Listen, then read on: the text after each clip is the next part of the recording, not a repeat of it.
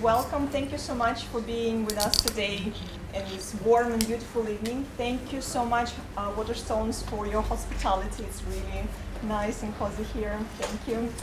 And thank you, Wiley Publishing House, for the reason to join us all today for this handbook on existential psychotherapy. It's not just a heavy one. I brought my own copy to get author's signature today with me, but it's also pretty dense with research and theoretical articles. It has lots of things on up-to-date research, and hopefully we'll have some authors here today as well. And it unites different schools which are talking about existential therapy. And we're very lucky to have two representatives, and I would say commander-in-chiefs of two big existential psychotherapy schools, Dr. Emmy van Deurzen and Dr. Alfred Laengle. I recently went on Mick Cooper's Existential Psychotherapy Day, and he addressed Emmy as a mother of existential psychotherapy here in the UK.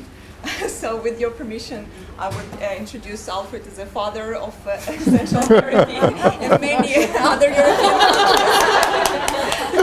countries. So welcome, and thank you so much for spreading existential therapy across the world. It's really valuable, and there are people from many countries here today, and I know it's very valuable knowledge from myself and from many other people. What I'm going to do here is I've printed out the introduction to the book, and I just want to pick out some bits from that because I think it will give you a good idea of what the book is about. And the book took us a long time to write. It was conceived at the first World Congress for Existential Therapy in London in 2015, and we published it finally in 2019. So it was a full 4 years in the making. And there were many different editors to it from all over the world. So we had very intense conversations for those 4 years online, and I kind of miss those now because we had a really nice intellectual debate going on throughout those 4 years. Because of course we wanted to look at what we have in common as well as what makes us different, what makes the different existential approaches distinct from each other. So this is taken from the introduction, which I co-authored with Mick Cooper and Eric Craig, who is a Daseins analyst from the United States. And I particularly like the first two paragraphs, so I'm going to read those to you to get you into the spirit of the thing. So it says, what is existential therapy? What should we do with these lives that we have, these existences, born out of nothingness, hurtling towards annihilation? How can we make sense of these fragile, fleeting moments of existence that we have been given? And it was not always easy to bring together so many authors and different aspects and perspectives in so many thousands of emails, and you were always there and writing and answering and giving advices. And when the mood was going down and the motivation was, over years, the motivation fades away sometimes, Emmy came up and said, let's go on, we have a goal, we have a meaning, we have to do something. Let's be existential also in writing this book. And that idea of finding our own orientation in the world and asking ourselves what our purpose is, what we want, where we want to be at the end of our lives. When will we know that what we are doing and how we are being with others, with ourselves, with our bodies, with ideas, how that defines us in a way that satisfies us and that feels as if we're on the track of something important.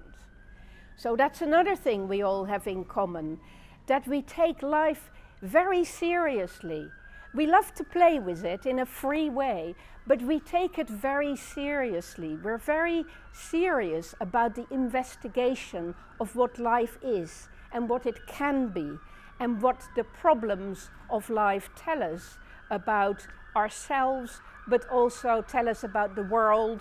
What is that telling us about the world, for instance? It's a very interesting experience when you're in London to always have these sirens going on. And at the moment, this is profoundly worrying when we hear that, because we're kind of, you know, frightened about where Britain is going, a kind of police state in the offing. So that's particularly worrying today. And Binswanger really founded the existential approach in psychotherapy, in psychiatry originally. And Deurzen's analysis is the first school which has been developed directly coming out of Sigmund Freud's psychoanalysis and with the philosophical infection by, we may say, by Heidegger, and Binswanger combined both accesses to the human being and founded a psychotherapy. And then came other psychotherapies. One, you brought some tragic terms, which like the hopelessness or the anxiety, which are at the beginning of existential philosophy and at the existential psychotherapy. And Yalom, one of our most known existential therapists in the world, besides of Emmy, Yalom is really also in this philosophical tradition using these negative aspects, these dangers, these abysses, these possible losses which we can encounter in our life. He speaks about meaninglessness and about solidarity and so. And this is an aspect. When I once was in Israel giving a seminar, Israelis told me we are not so much interested in existential philosophy, existential psychology. This was 20 years ago, because it is so tragic. And you also, with your Frankl, concentration camps, we are fed up with tragedies. We suffer so much. We need something hopeful, something positive. And Yalom was not very much loved in Israel at that time, because it was again this tragic aspect which is in the existential philosophy from Kierkegaard and Nietzsche, and so God is dead, and so and converts the values and so. I'm a scholar of Viktor Frankl. He was really my teacher, and I learned a lot of him, his precise thinking and his mentality with which he overcame concentration camp. And concentration, he wrote about this experience in Man's Search for Meaning. By the way, it's there in 2 different copies. In this book, he describes how he and how human beings, his colleagues, could overcome, could survive the hell on the earth. And there was, of course, desperation and hopelessness and anxiety and pain, and devaluation of the human being. But his message after the war and after his liberation from concentration camp was to say, I still believe in the human being, that the human being ultimately has a positive essence, is a person. And only when the human being does not follow his or her being a person, this own essence, he can convert into a devil. Hitler if he was often asked, did Hitler have a moral conscience? Did he follow a moral conscience? And he said, I don't know, he was not my patient. But I'm convinced, and this is a very human answer, I'm convinced if he only had followed his moral conscience, he couldn't have acted the same way.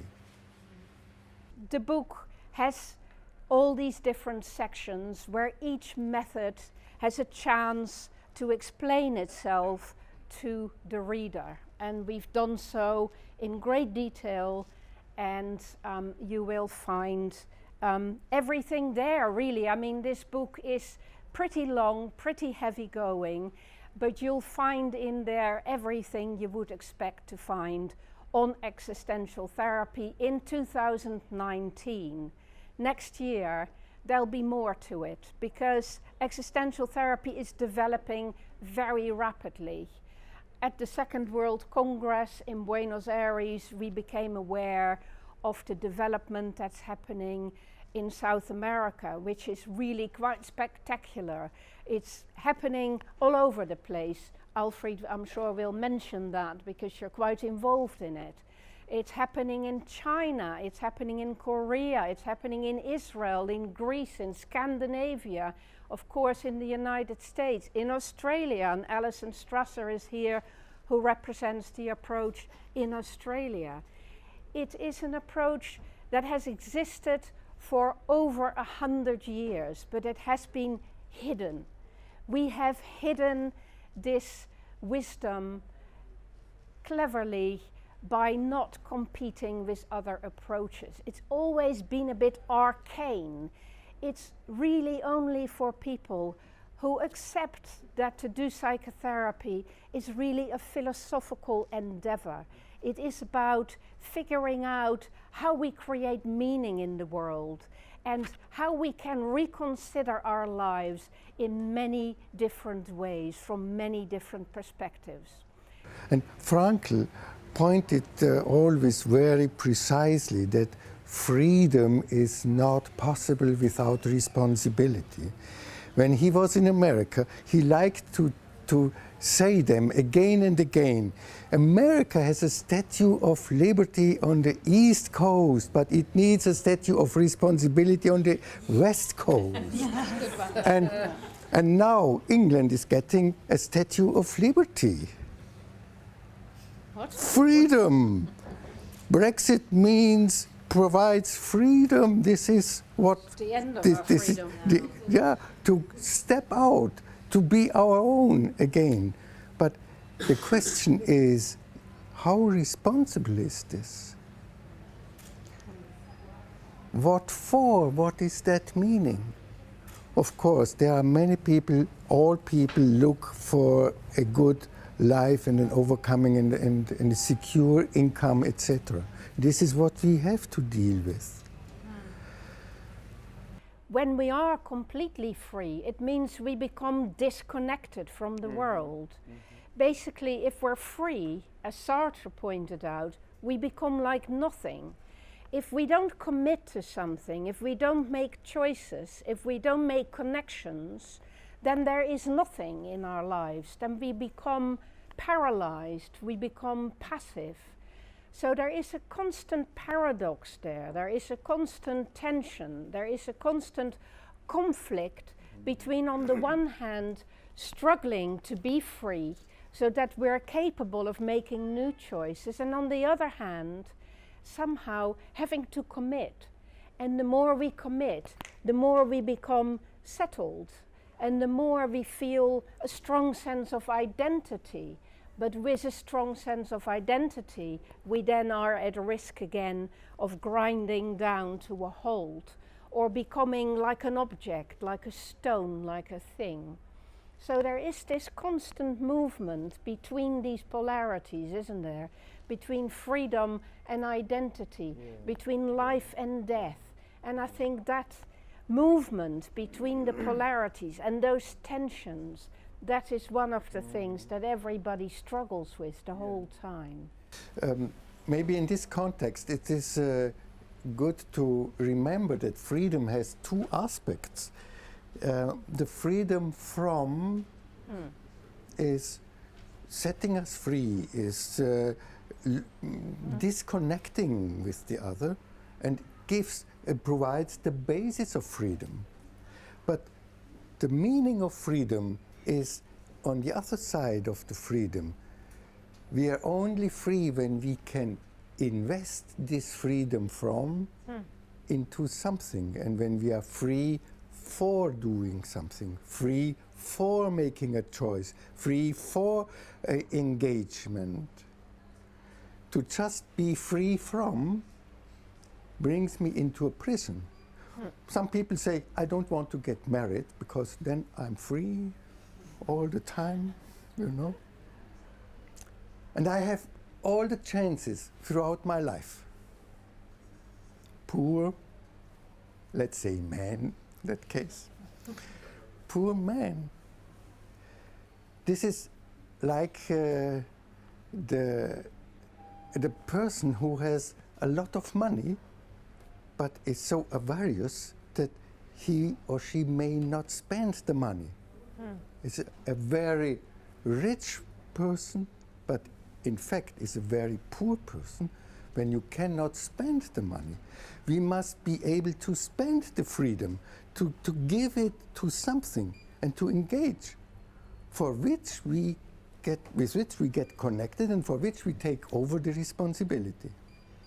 And Emmy, I don't know, most of you know that Emmy is not only an existential psychotherapist, she is a leading figure of a psychotherapist who also does not shy away from politics and goes into the public.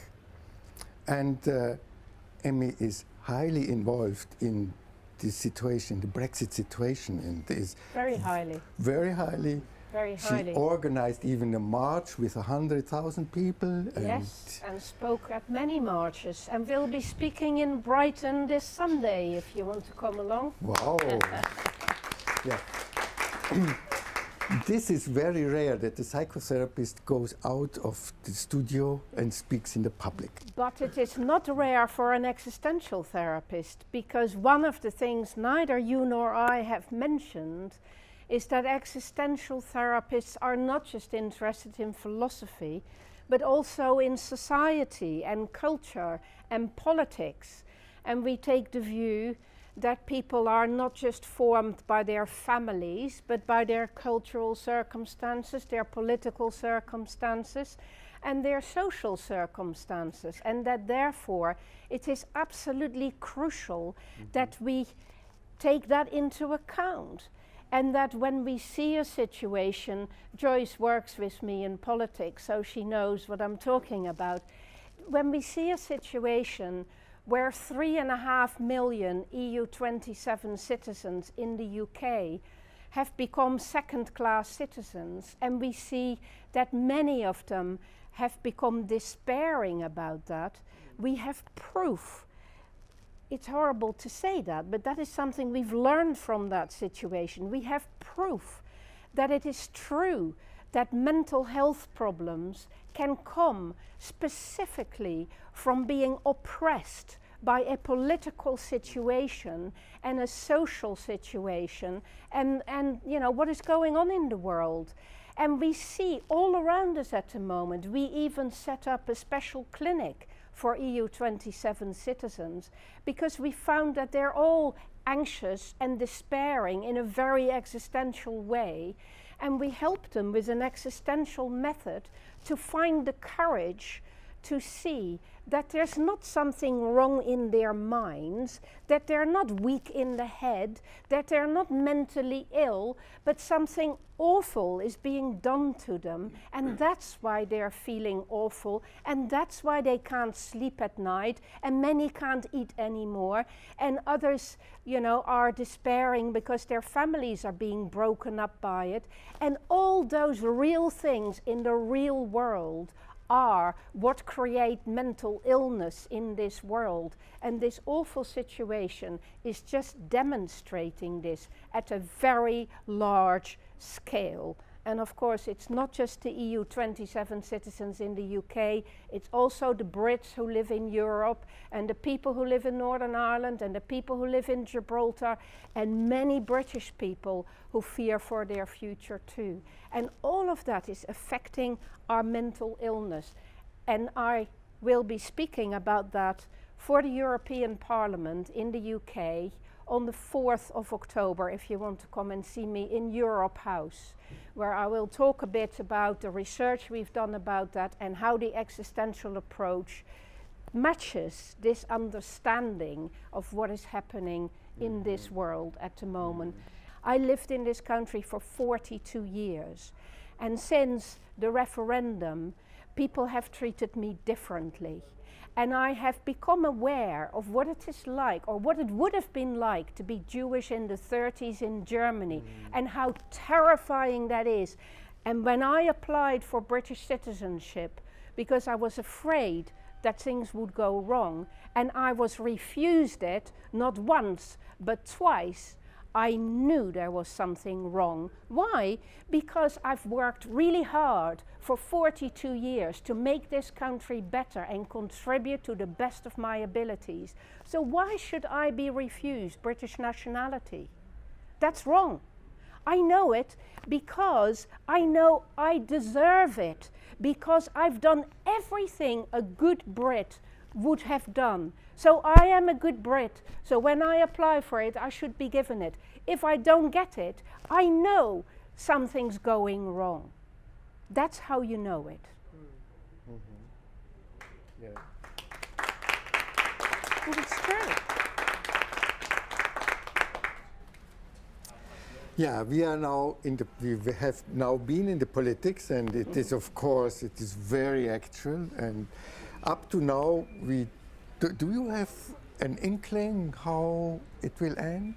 Will the Brexit happen? I don't know if it will happen and then be undone, or whether we'll undo it before it happens. But I am totally confident that there are enough thinking people in this country to realize that we need to work together with the 27 countries across the North Sea, and that sooner or later, 50% of our trade is with them. We cannot not be working with Europe. And so solutions have to be found. And I just hope they're found before we destroy the whole country first. One of the wonderful things about logotherapy, I always think, is Frankel's wonderful understanding that often people find themselves in dire straits, not because they have found a good life, but because they have stopped having enough challenge in their lives. Yeah. Didn't he make some wonderful interventions with people where he showed them that they needed more suffering or more challenge, something to get their teeth into, something to grow from, something that challenged them rather than This is Frankel's concept of meaning. Meaning is always something which is ahead of us, what we are striving for, working for, looking for, what we are intending. Meaning is our future. This is the existential, properly existential aspect of meaning. There are many more aspects, but the existential is what am I, where I am going towards when I do this. Does this lead to a good end? Does this lead to a value or not? In an era dominated by evidence-based practices, which all basically gyrate around the medical model and the scientific model, and manualized treatments where we predict exactly how people should be treated, existential therapy provides an opportunity for psychotherapists to express their own freedom, their own creativity, and their independence, their unwillingness to conform to any kind of best practice that is dictated to them by the one, the authority, which always turns out to be a temporary authority and is just really a fashion.